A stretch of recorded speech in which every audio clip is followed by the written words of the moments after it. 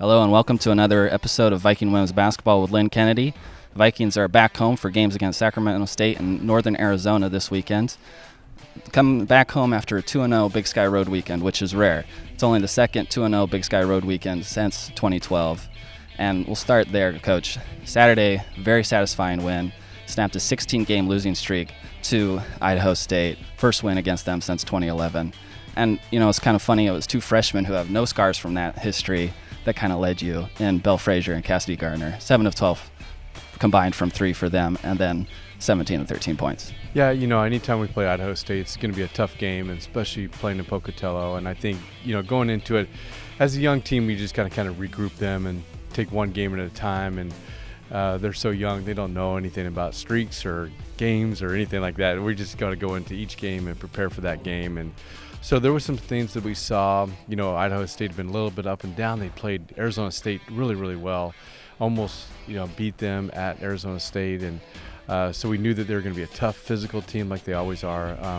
But we were able to hit some shots early. I think that first quarter we really started well. And took that into the second quarter. And even with their run, I know they took a lead into halftime, we felt pretty good about where we were as far as being in that game. Being able to withstand a major run, and then I thought we gained some momentum in the third quarter, and that kind of propelled us in the fourth to kind of finish the game. So anytime we can get a road win, we were excited about that. Winning at Idaho State was great, and then we kind of had to turn around and then be ready for Saturday. Again, Weber was a team that's been a little bit up and down too as well, and coming off a win against Northern Colorado at Northern Colorado, a team that we had lost to. So we knew they had the potential to be a really, really tough team on the road. And so, again, that first quarter, I thought both first quarters on the road were really well played and executed. And defensively, we had the right intensity. We rebounded really well. And that kind of just helped us, the second, third, and fourth quarters to extend our lead. We won every quarter. I think that was one of the first times we've done that all year. And to finish strong on the road and get 2 wins. I know, it was nice to see other people step up in that Weber State win.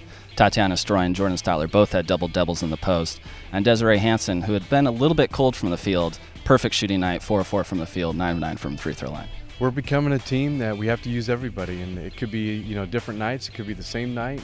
Some nights we have 6 in double figures, some nights we have 2 or 3, and it's different players every game. So we got to have them step up and contribute, whether it's rebounding or block shots or assists. Points are a little bit easier to see on the stats, but we've got to have those extra things that help us to win, especially on the road and now going into a homestand. All right, and another thing I wanted to ask you about was just the schedule. People might not be aware, but the Vikings are the lone wolf in the Big Sky, which just means of the 11 members in the Big Sky, the Vikings are the one team without a travel partner this season. So that makes a bit of a funky schedule at times. Like, we're in a pocket of 4 games in 8 days. And another thing is just, some teams are idle when other teams are playing. An example of that is this weekend. NAU hasn't played since last Saturday, won't play again until this Saturday. The Vikings will play 2 games in between that period. So it's ultimately you just have to play the schedule in front of you. But how would you assess your teams handling that schedule so far? I think we're young enough. We don't really know, and we really don't care. I think, it's coaches. I think we looked at it more closely, especially in the fall when we were setting the schedule and our days and the days off. I think that's been, we're not in a traditional, practice day off, or whatever it is. And so you kind of had to look at the schedule and kind of, really identify, what days off we're going to take and how we're going to be ready for the games.